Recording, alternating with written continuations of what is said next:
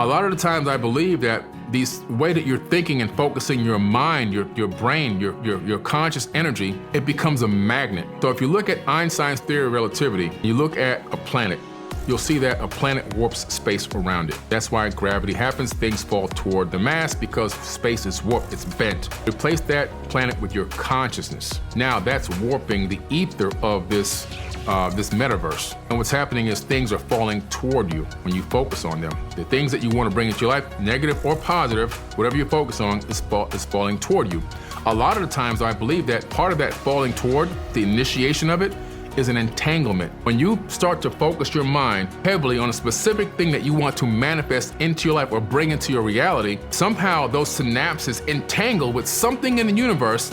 Then the universe says, send this his way, send this her way, and it begins to fall toward you. And this is how I believe on the spiritual level, this ability for us to attract things into our life and attract our realities into our life based on what we're focusing on, conscious thought, happens.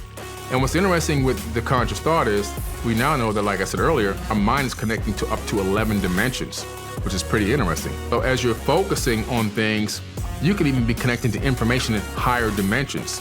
Do you think everybody has these abilities? Yeah, I think everyone Only a has couple them. of us have developed them. Right, I think that we all had them at a higher level. If you look into the ancient texts again, there were people here already, and their bones have been found. Bigger jaw bones, much bigger skulls, which means bigger brains, not smaller brains, bigger brains. We know this because there's more mass capacity, more cranial capacity for mass in the skull area. So we're talking about a very sophisticated cousin of ours that existed here before we became Homo sapiens sapiens.